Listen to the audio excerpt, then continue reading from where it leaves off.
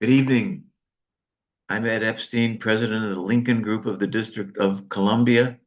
Welcome to our December program featuring Stacy Lynn, who will discuss her new book, Loving Lincoln, a personal history of the women who shaped Lincoln's life and legacy. For more information about the Lincoln Group, including how to join, go to lincolnian.org. If you're not in the DC area, that's okay. Almost all our programs are offered to members across the country via Zoom as part of your membership. Dr. Stacy Lynn has a Ph.D. in history from the University of Illinois, my alma mater. She spent 25 years editing the voluminous papers of Abraham Lincoln. She is now associate editor of the Jane Addams papers at Ramapo College of New Jersey, although she still lives in Illinois. She has written other books, including Mary Lincoln, Southern Girl, Northern Woman, which she released under the name Stacy Pratt McDermott. Stacy will speak for about half an hour, and then we'll have time for questions and discussion. So Stacy, if you unmute yourself, the floor is yours. Thank you. Thank you so much for inviting me to talk to your group. Surprisingly, this is only the second Lincoln kind of specific group that I've talked to. I've been busy at colleges and doing historical societies for the last 6 months. So thank you. I know a lot of you from way back. So hello to Bob in California. And I saw Callie Hawkins come on. And David Kent is here.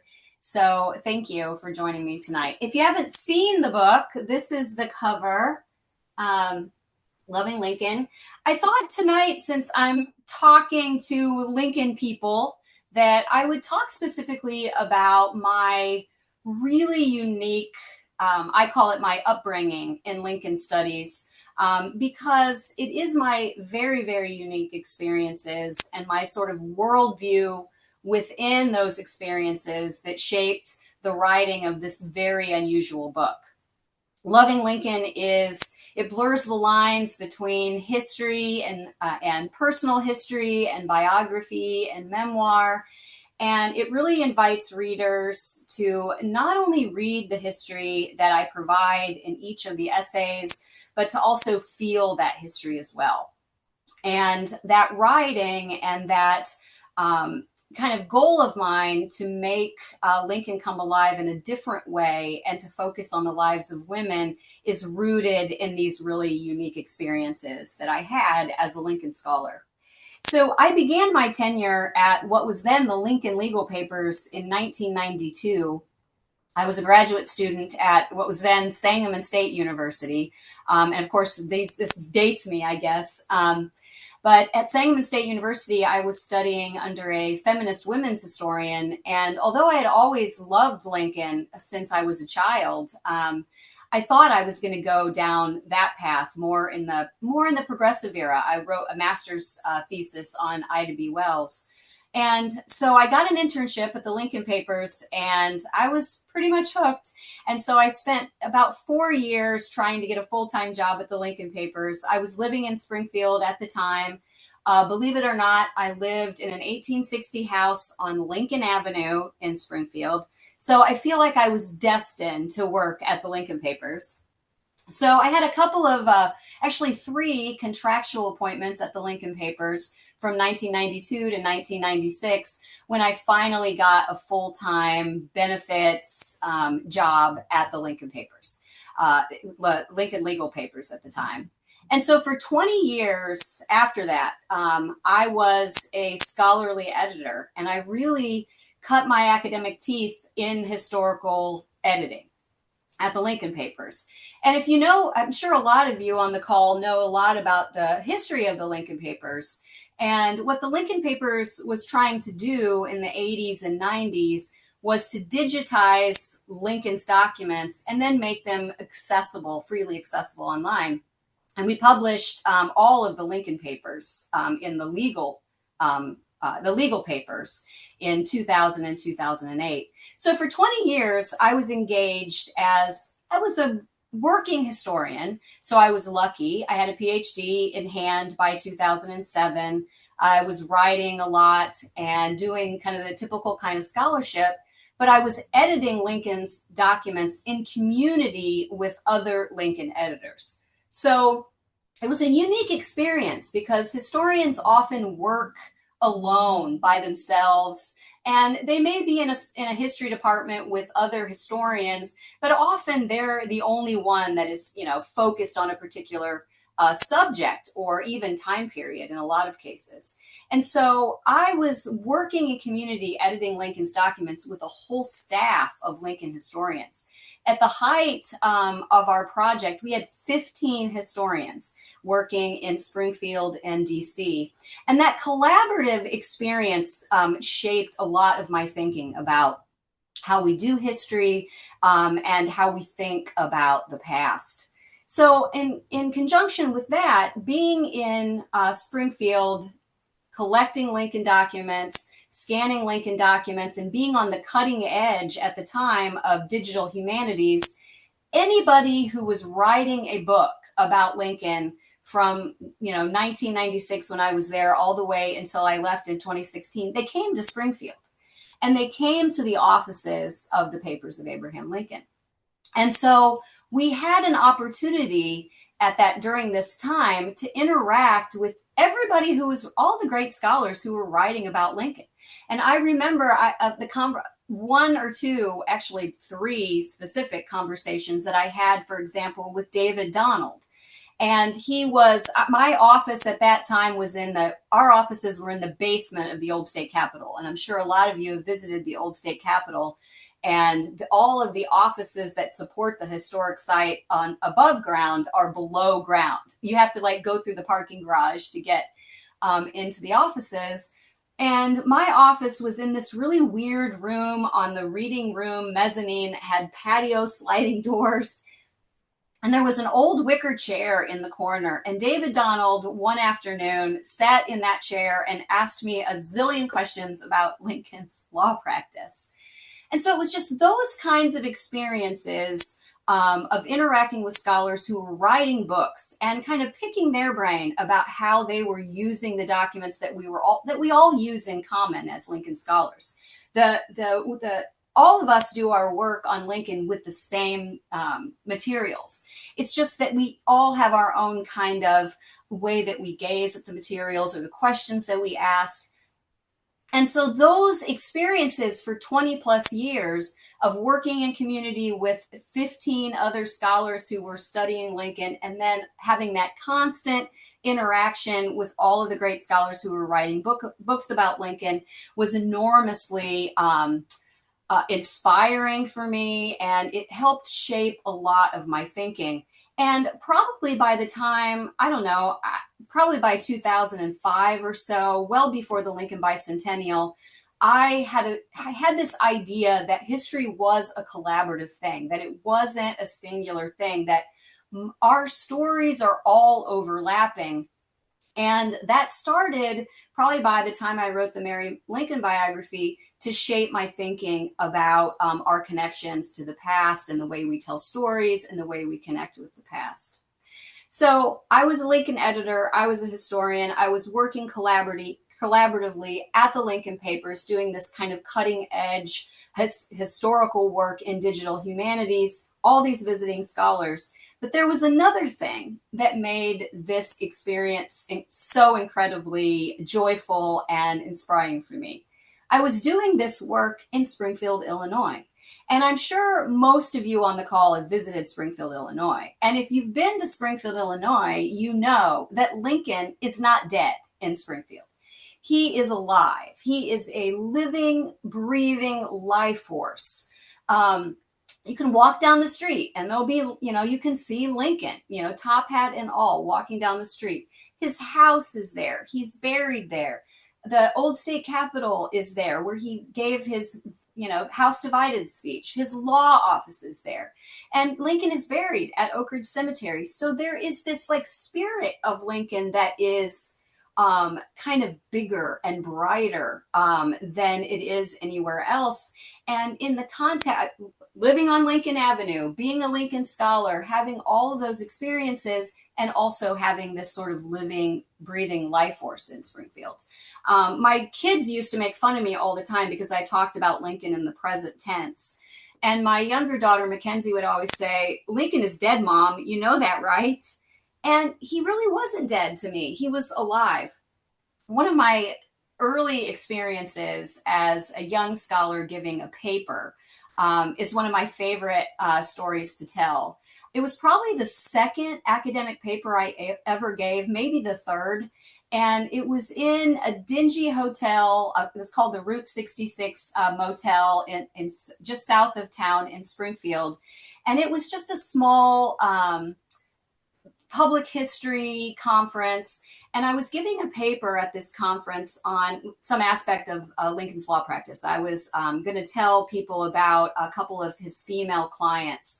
And it was a panel of, there were two other of my colleagues on this panel. And I was so nervous. You know, it was early days. I wasn't comfortable with public speaking. You know, I wasn't super confident in my topic. I was a young scholar. I hadn't yet started doctoral studies. So I felt a little bit inadequate as a scholar because I didn't have a PhD. And I was nervous and I was biting my cuticles until they were bloody. And I'm going through my notes, sitting up on the platform where I'm going to give this talk, this really unimportant talk. And in walks Abraham Lincoln. And I'm like, oh my God, there's Abraham Lincoln. And in came a second Abraham Lincoln. And then there was a third one. And then there was a fourth one. So here I am in Springfield, Illinois, getting ready to give a paper about Lincoln's law practice. And there are 4 Abraham Lincolns in the audience. And I think it was really that day when I realized I love my life. I want this. I love being a Lincoln scholar. It is just, it's everything that I want as a scholar, in that, you know, Lincoln and his time period is so fascinating to study, right? There's just endless possibilities for how we study and think about the Civil War era and the mid 19th century. And I love that era of Illinois history. And then there's also this kind of Lincoln fandom, this Lincoln lunacy, I called it. And I called all of the people kind of floating in this world, this kind of surreal world that I lived in Springfield, I called them Lincoln lunatics. And I was the #1 Lincoln lunatic. I loved it. I absolutely loved it. And a lot of my colleagues weren't so keen on the kind of the silly Lincoln stuff, you know, like the t-shirts and the bobblehead dolls that were sold at the tourist shops. And a lot of the scholars, I'll be honest, aren't so keen on it either. I loved it from the beginning. I sought it out. I made friends with Lincoln presenters. One of my dear friends to this day is a woman who was a Mary Lincoln presenter. It filled this sort of need in my life as a scholar for community and fun and joyfulness. And, you know, Lincoln was a great guy for humor. And so why not embrace that sort of side of it? And I really did love it. So what I came to believe was that this serious Lincoln on the one hand, and then this kind of Lincoln fandom, this Lincoln kind of commercial tourist, whatever you want to call it, in the middle between that is sort of like the real truth. And I think it is important, it is every bit as important to study Lincoln and who he was, but to also understand what Lincoln means to every generation who has come after. Like, what is it about Abraham Lincoln?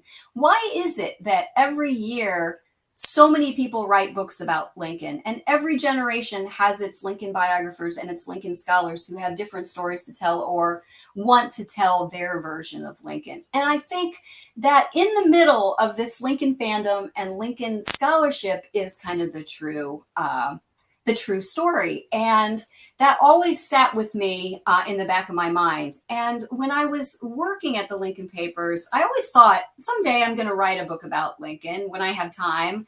You know, I was a working mom. I did my Ph.D. while I was working full time. And being an editor, and then ultimately for 7 years, I was the assistant director of the Lincoln Papers, trying to keep it financially afloat. And I just didn't have time to write my book about Lincoln. But I always knew that if I did, it would have that joyful kind of quality. So I'm a historian. I'm working at the Lincoln Papers in community with 15 other editors. I have access to all of these scholars, and all this great, fun, cool stuff is happening in Springfield. The tourism part. 2 or 3 times a week, I took my lunch walk up to the Lincoln home and to see tourists visiting the home, to go to the tomb and to see on a regular basis, to witness people communing with Lincoln's spirit and the tears and joy and the real sense of connection with the past. All of that was central to how I was kind of defining who I was as a historian and what history meant to me and what Lincoln meant to me and what my relationship with Lincoln was all about.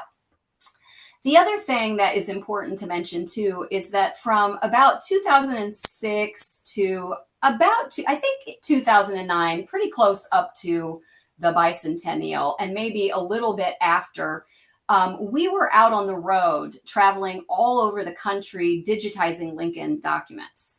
And so for 3 years, we would go out in pairs and be gone for 2 weeks. We drove in state cars with our scanners in the back, and we went to historical societies and libraries. I scanned Lincoln documents at banks where people had them in bank vaults.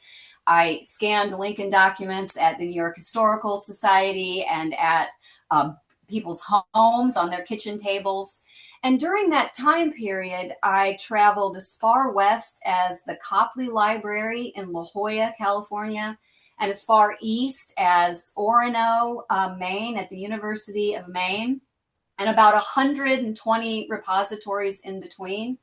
And during that time, not only are we, working hard to uncover all the Lincoln documents that we can find and scan them so that we can take them home back to Springfield and digitize them, but I'm also having conversations constantly with people who are working in museums or working in historical societies or have cobbled together a few $1,000s to buy one Lincoln document that is like their prized possession, or people who have multiple documents. One of the most thrilling things I did is I scanned Governor Jim Thompson's documents in his very fancy corner office in downtown Chicago. So all of those different interactions with people who felt a connection to Lincoln in various ways. I mean, maybe it's a small historical society has one Lincoln document, like an endorsement with a little Lincoln signature, and it's their prized possession. And they trot it out for events to raise money. And then, then like at the Beinecke Library at Yale University, where they have, hundreds of documents and keep everything kind of under lock and key. So all of those experiences, again, shaped my thinking. And I was sort of wide open to what being a Lincoln scholar, a Lincoln historian meant, what it meant to consume Lincoln as a reader of history or as a tourist or as a person who just was just loved Lincoln. Maybe, a lot of people I would meet, they didn't know a lot about history. And they didn't read a lot of history, but they knew everything there was to know about Abraham Lincoln's life. And so all of those experiences really shaped my understanding of Lincoln and my own personal love and passion for history, and really rooted me in a new way in my writing of history. And so a couple of personal things happened to me. My 20-year-old daughter died in 2014. And I think it was about 3 weeks after she died, I got the page proofs for my Mary Lincoln biography. And I couldn't face it. I just thought, I don't even care about this book anymore. And my husband and I decided we would do it together. And he kind of took control of the index. And I sat down and started reading the page proofs. And during the worst time of my life, I spent those days with Mary Lincoln. And I had always had a great deal of empathy for her, but now I understood better her suffering and her perspective. And in spending those 4 or 5 weeks, whatever it was, of finishing those, going through those page proofs and writing that index for my biography of her, being connected to her gave me a great deal of perspective. And it also reinforced what I had been learning all along at the Lincoln Papers, that there is no one story. There are multiple stories, and they are overlapping, and they are connected. And the stories now are connected to the stories before. I felt a great bond and a connection with Mary Lincoln that sort of helped me get through the darkest period of my life, and also give me a new perspective on my personal grief and also on my historical writing. And then I think it was about 6 or 8 months after that, the political and financial support for the Papers of Abraham Lincoln started to become undone. And within about 15 months after that, the Lincoln Papers was pretty much decimated. We went from 15 scholars to 2 people left. The work in the National Archives was shut down, and I lost my job. And so I was out of a job. I lost my health insurance. I had just lost my daughter, and I felt like I had lost my life's work at the Lincoln Papers. And most importantly, perhaps too, I felt like I had lost my relationship with Abraham Lincoln in a lot of ways. I felt that was the truth.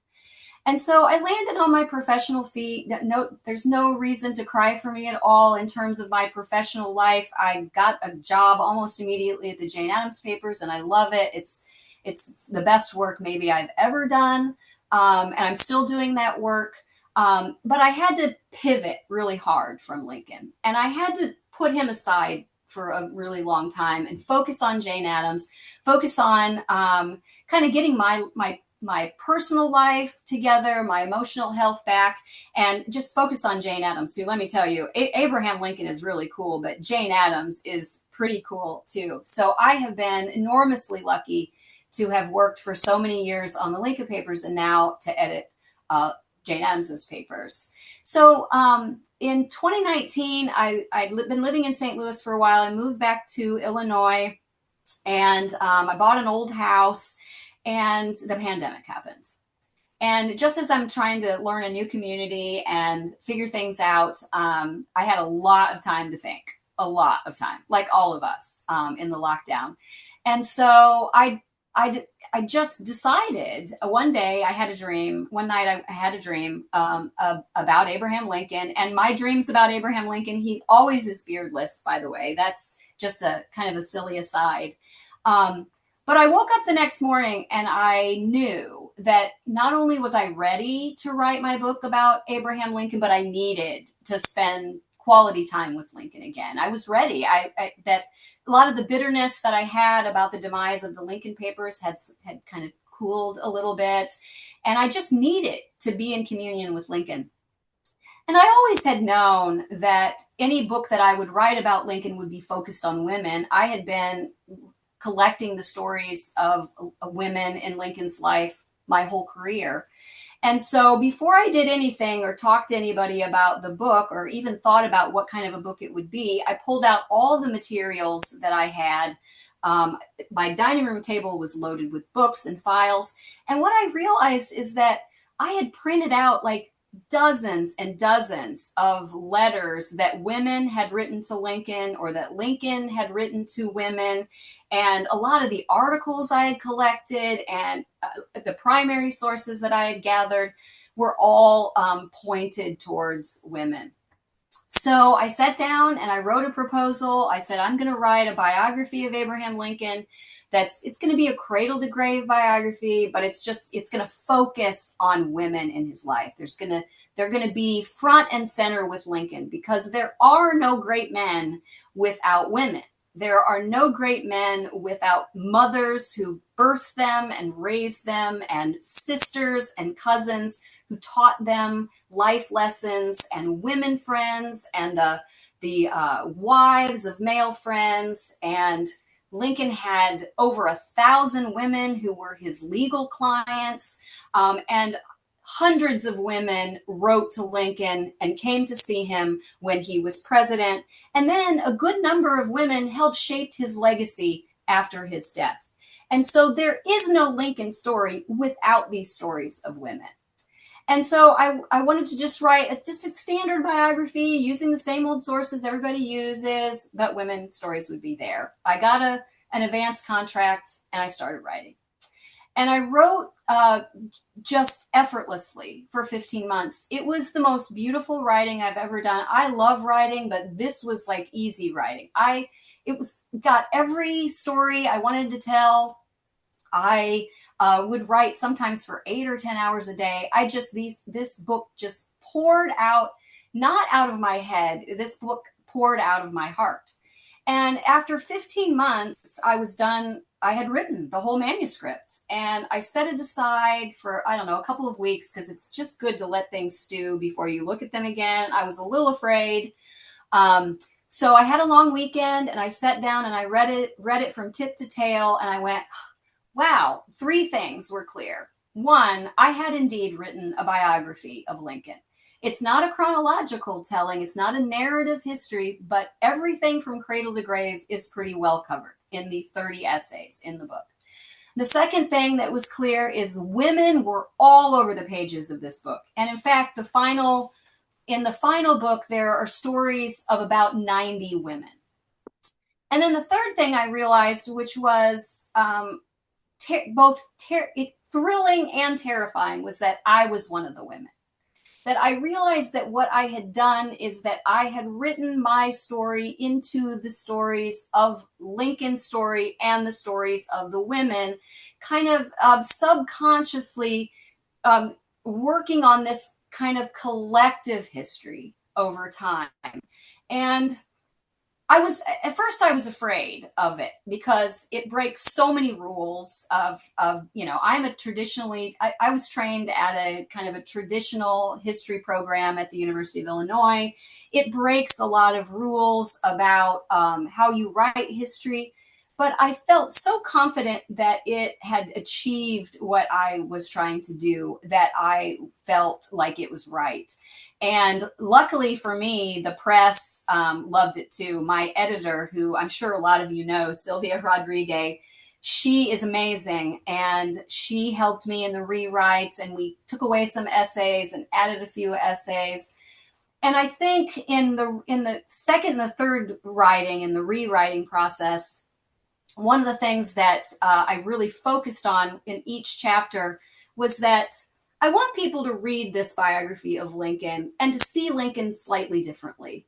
For one thing, I want them to see the importance of women. I want them to see Mary Lincoln as a quality woman in his life, and not his greatest mistake.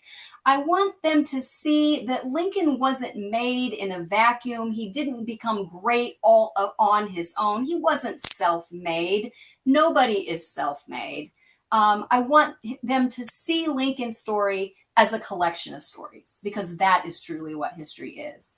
But at the base level of the book, I want people to read this history, but also feel this history.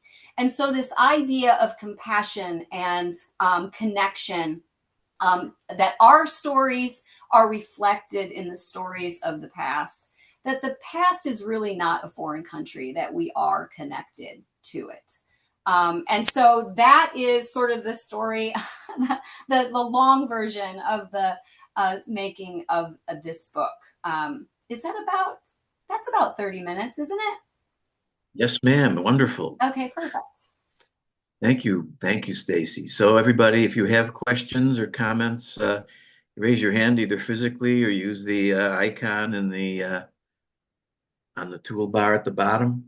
I would love it too if anybody's read the book, because it's fun to talk for people to ask questions, but it's, I love to talk to people who have actually read the book if they have opinions about it. And so that would be great too. When did the book come out? In June? In June. In June. One thing that occurs to me, I was thinking about this talk earlier today, and it stems really from the Lincoln Forum, where on one day they showed some obscure old silent movies that's about Lincoln. And it occurred to me that to Americans, the Lincoln story used to be part of the curriculum of growing up all across the country. Everybody knew all these stories about Lincoln, about the Almanac case, about Ann Rutledge, about uh, his other cases, about all that stuff. And Ann Rutledge in particular, I think she used to be a household name. In fact, there was a train from St. Louis to Kansas City, daily trains. It was called the Ann Rutledge Service. Amtrak kept that name until the early 90s. So my question is, Lincoln, faded outside of the Lincoln community?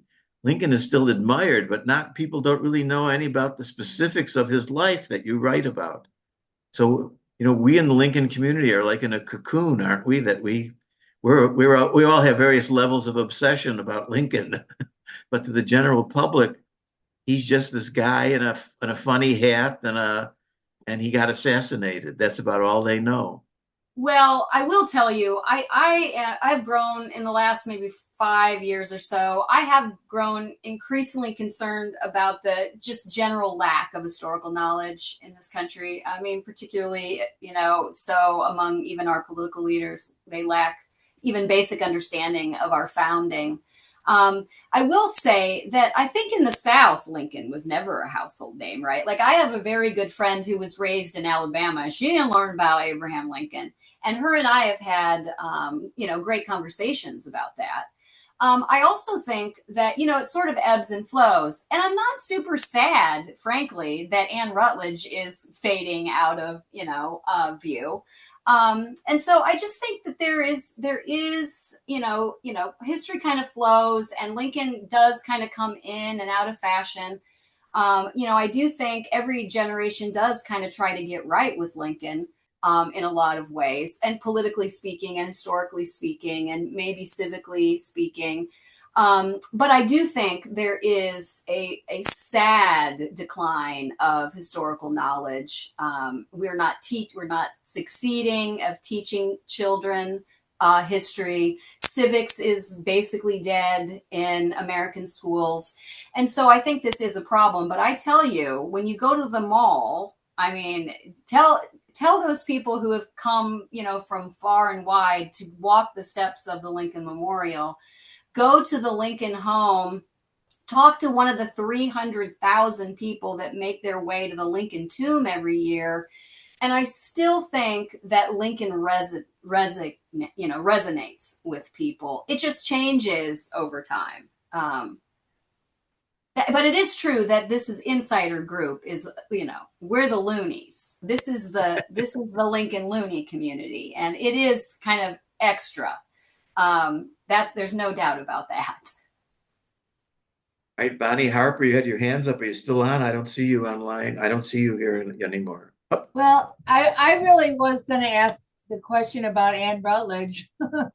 Were there papers related to her? No. No.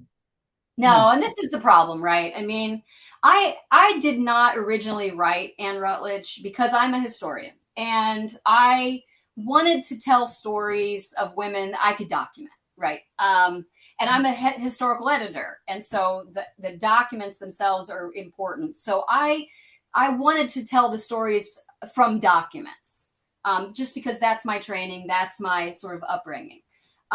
There are no documents from Ann Rutledge. They don't exist. And so that's part of the problem. But my editor really thought I couldn't, and my readers, my peer readers, felt like I had to grapple with Ann Rutledge somehow. And so I did. And I wrote the essay I wrote about Ann Rutledge in the book is a little tongue in cheek. I have a little it starts with a little fairy tale that I write.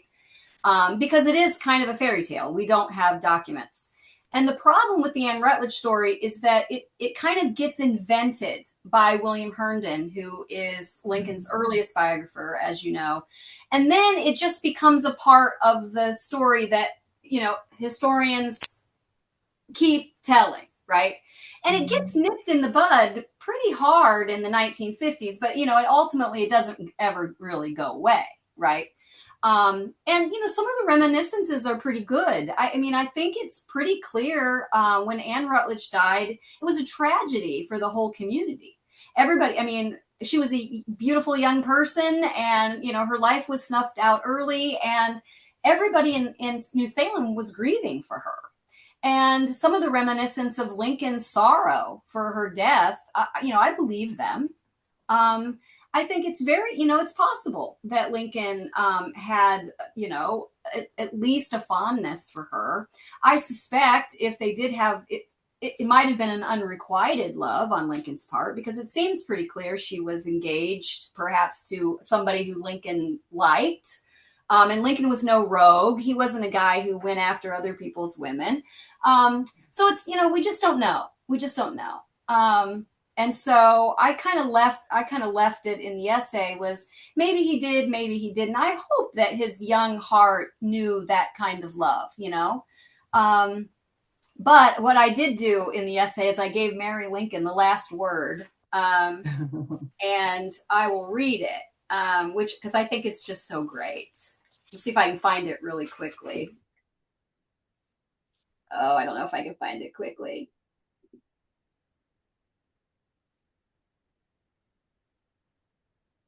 Oh, I'm not finding it quickly. Darn it. Oh, here we go. Here we go. Here we go. All right.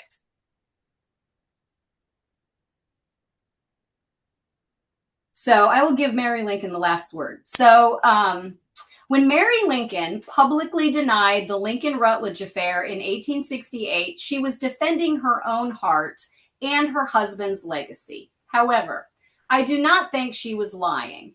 Lincoln likely never mentioned Ann Rutledge to his wife because he wasn't pining for the long dead woman, or he loved his wife and did not wish to hurt her. I've lost my place here. Mary Lincoln was Abraham Lincoln's lover for longer than Ann Rutledge lived, and I am content to let Lincoln's wife have the last words on the subject. In a letter to David Davis in 1867, she wrote, "Ann Rutledge is a myth.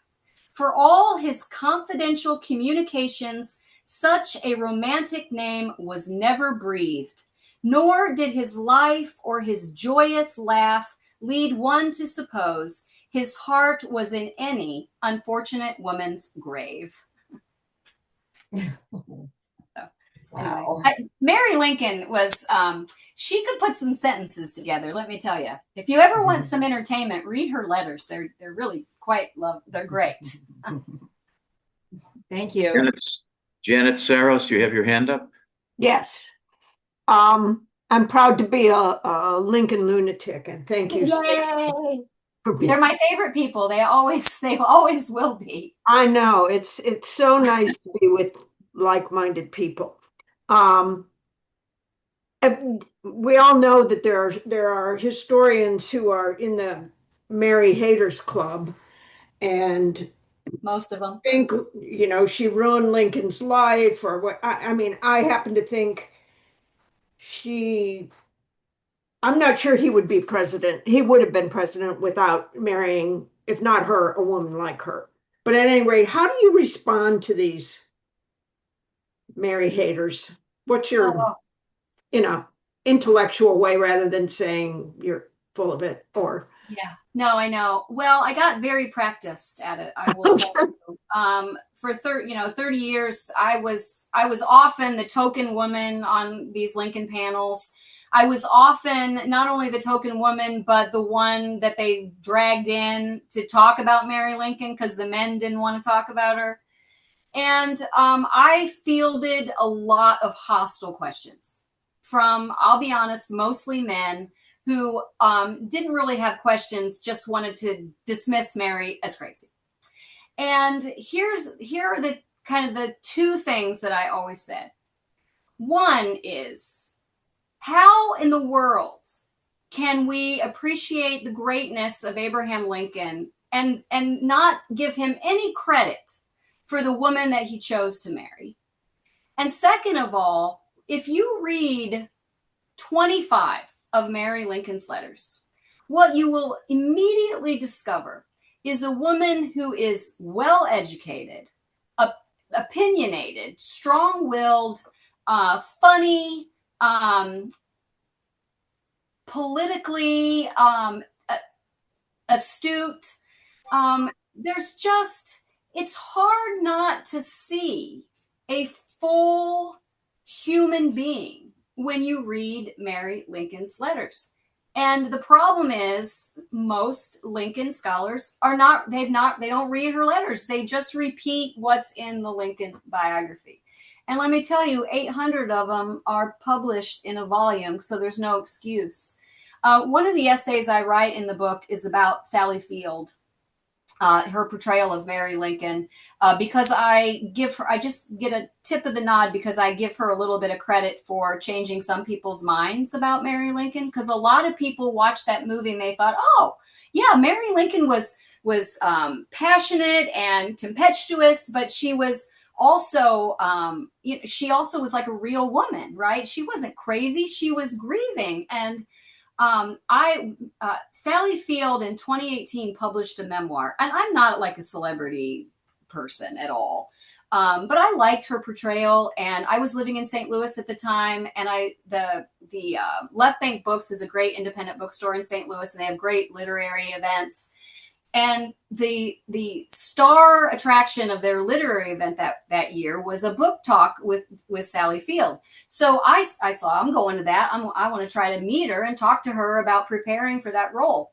So I bought my little VIP ticket so I could go to the little wine thing and meet Sally Field. And so it turned out she couldn't stay for the little wine thing.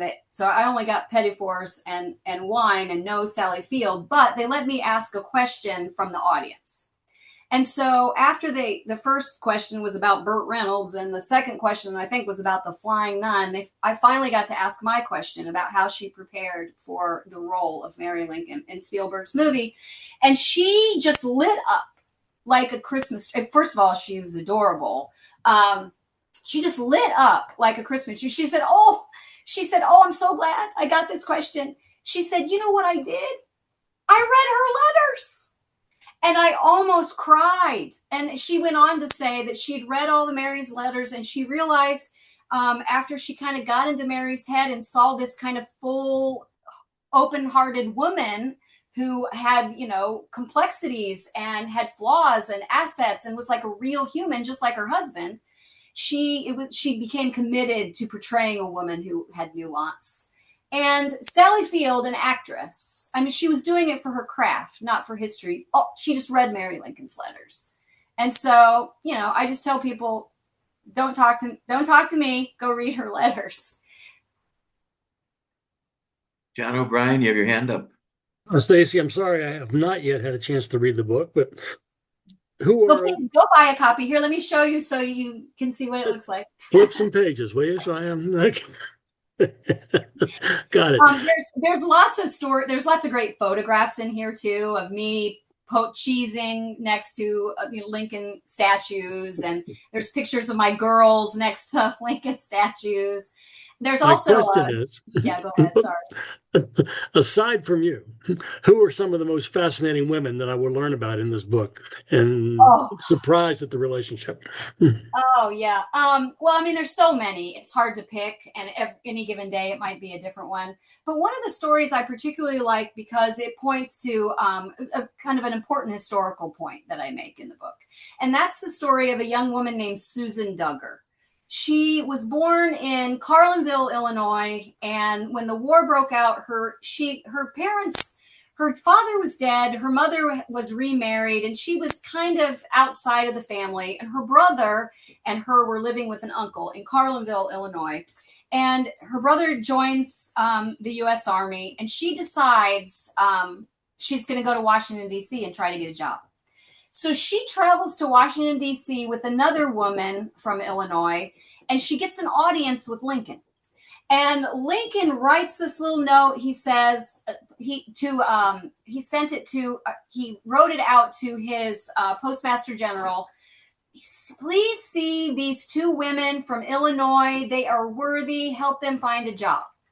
And so this Susan Duggar, she gets a job in the post office department.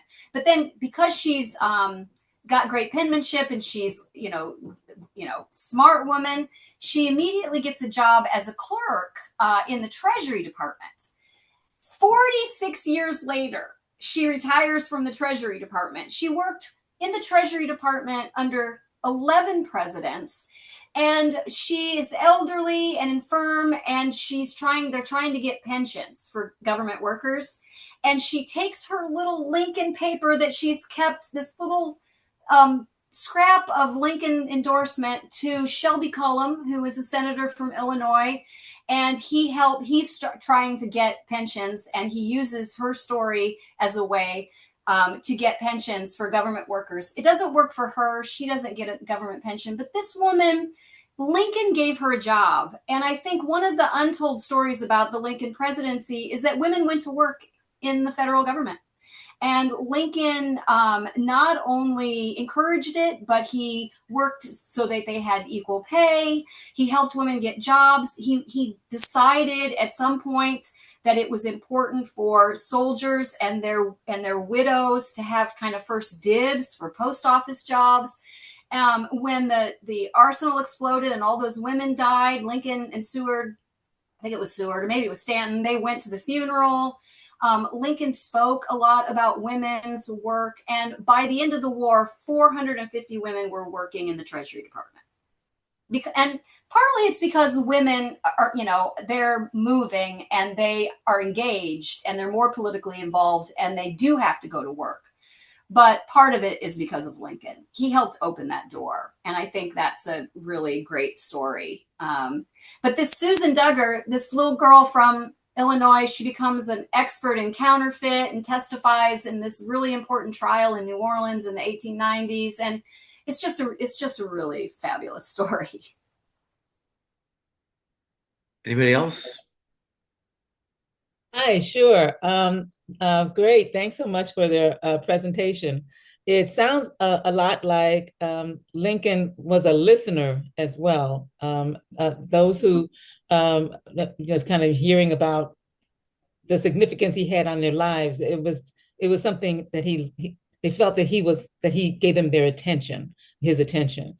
And I'm wondering if for women as well, who are often not listened to and are not at the table and are totally disregarded, did you get a sense from the papers that they just felt like an appreciation for him listening? Yes, I think that is absolutely the case. And there, the evidence to directly support that is a little bit scanty because people, didn't write, "Oh, thank you for listening to me," or whatever. But one of the great things that I like to think about too is that both of Lincoln's secretaries, both Nicolay and Hay, but particularly Hay, were running interference all the time for Lincoln. And it seems pretty clear to me that John Hay tried to keep women from seeing Lincoln. And so, but despite all of that, I mean, just some notes that I've read, needs no answer, all this kind of stuff.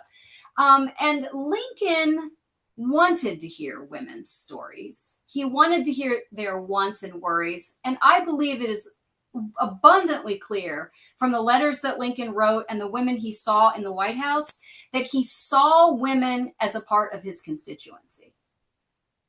He had an army of men to control, and he had a crazy Congress of men to control, and he had a cabinet of men, many of whom were way more complicated than Mary Lincoln. And ultimately, he's only, beholden to the voters who are men.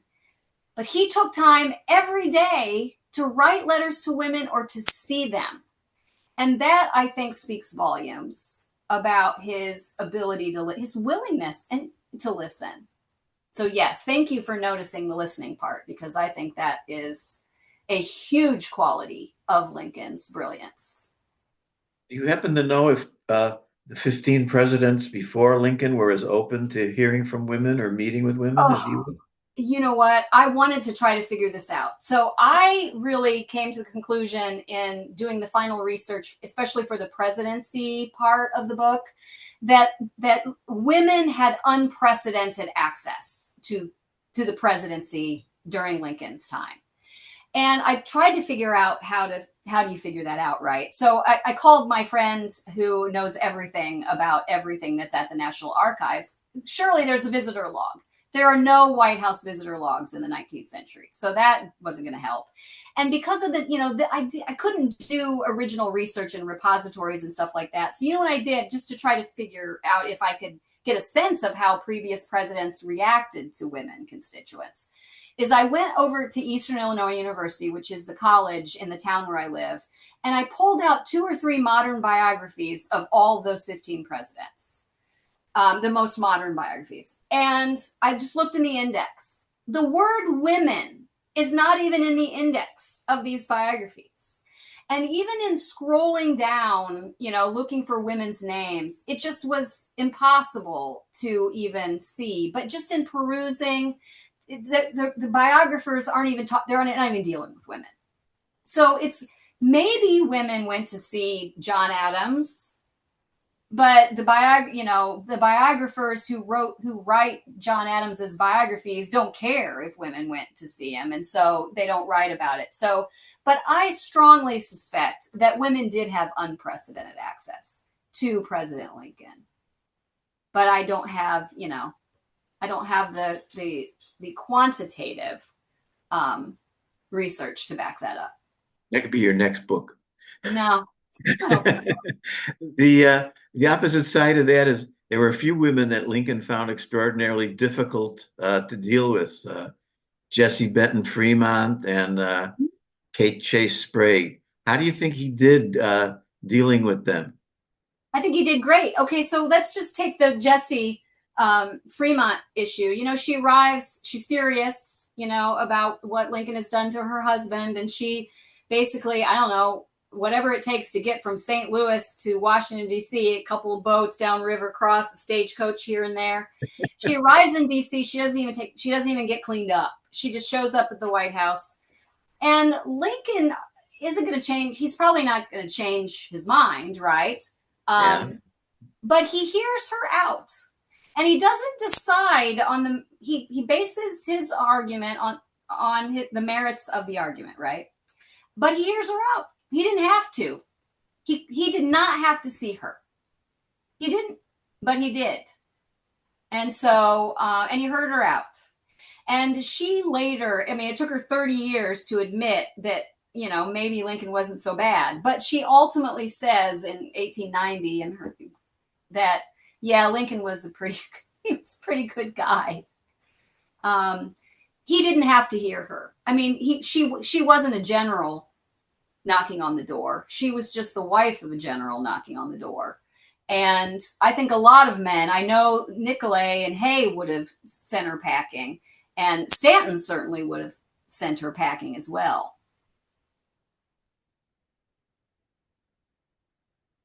But let's face it, some of his cabinet members were way more problematic than Jessie Fremont.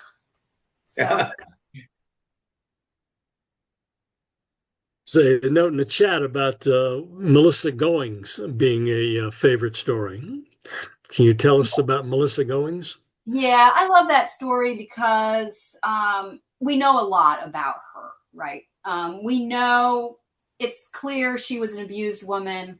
We know a little bit about what her family life was like and how her circumstances were at the time when she whacked her husband upside the head with that fire log. And what I love about the story is that it not only reveals the limitations of the law for women in the 19th century and exposes kind of the reality for women in that context. And also, it's a story of a real woman who made it out alive. Of that, even after years of abuse, she ended up having a life beyond it. And we don't know if Lincoln, helped her get out of the courthouse. It seems pretty clear he asked for a recess, and it's not recorded in the court record, which is highly unusual. Whenever they would take a break, the clerk or the deputy clerk would write recess, in the court record. It's not there. The story about Lincoln telling her, saying, she was thirsty. The bailiff comes in to collect her, to take her back to the courtroom, and she's gone. And he asks Lincoln, where is she? And well, she said she was thirsty, and I told her there's some good water in Tennessee. Well, whether or not Lincoln said that or not, we don't really know, but that story is recorded in the court record. Which is weird, right? And highly unusual. The other reason I kind of like this story, and it's one of these stories where it sounds like Lincoln and it rings true, but we don't really know if it's true.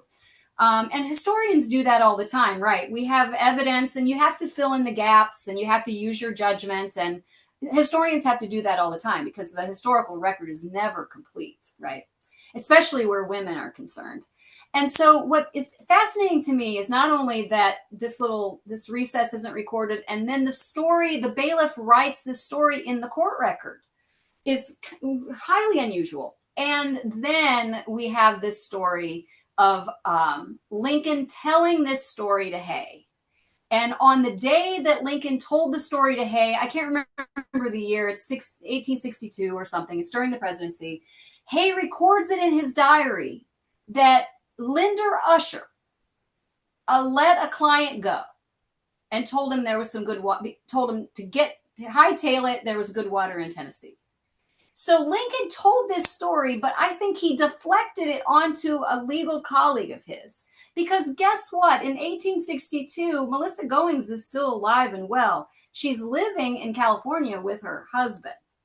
And so there's all these kind of fun connections. And then Lincoln, like 2 years after the case, he goes back and asks the state's attorney to erase it from the docket because they're still looking for her, even though there's no will to go find her. Nobody in the community wants her to be imprisoned for this murder. But it's still on the dockets because she's gone. She's fled. And so it's still on the docket. So Lincoln goes out of his way to get it taken off the docket in 1858 when he's really, really busy and focused on the debates. And so there are all these kind of interesting tidbits about the story which make me love it all the more. And there's a statue of Lincoln and Melissa Goings up in Metamora by the courthouse there. So that's pretty cool too. Could you talk about the heartbreaking letter that Lincoln wrote to Lydia Bixby, who lost her sons? How did that letter come to his attention? He was the first president to get a tremendous volume of letters. Did Nicolay and Hay go through these letters and sift them out? Yeah, Lincoln or Nicolay and Hay, they did that first, 12 volumes of, they collected all of the stuff. They wrote that early biography, and then I think it's 10 or 12 volumes of his papers. And they did some cherry picking, certainly, but I think they were. It's a great volume. It's great volumes. They're useful, but they definitely set the kind of the first. They laid down the first parameters of what Lincoln biography would look like. And the one thing I would like to say about Nicolay is that when Ida Tarbell was charged by McClure's magazine to write her series, they wanted her to do. She had just done a biographical series on Napoleon for McClure's magazine, and Sidney S. McClure, she was on salary for McClure's, making $40 a week, which was a pretty good income in the late 1890s. And he wanted her to do this a similar series on Lincoln, and she didn't want to do it she goes, oh, they've already, Nicolay and Hay have already done it. There's not going to be anything new. I don't want to do that. And he said, well, you're going to do it for your $40 salary. So she goes to see Nicolay at the Washington Literary Society, hoping that, I don't know, there'll be stuff that was left on the cutting room floor, right? And he was mean to her. He said, what are you doing here? This is out of your purview. This is our territory. You didn't fight in the Civil War. What is this bohemian woman trying to tell our story of Lincoln? And he sent her away. And which, as if you know anything about Ida Tarbell, only made her more determined. I mean, this was all before she took down Standard Oil, right? So, but it just made her more determined. And then she wrote this beautiful biography of Lincoln, which is still to this day one of my favorites. But Nicolay and Hay, to a slightly lesser point, were very proprietary about that first work that they did.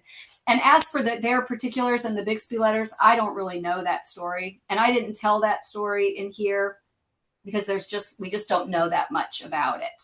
And so it didn't make it into Loving Lincoln, I'm afraid. Uh-oh. Well, thank you very much. It's been over an hour. I think we have time to wrap this up. Great. I'd like Thank to you for thank having me.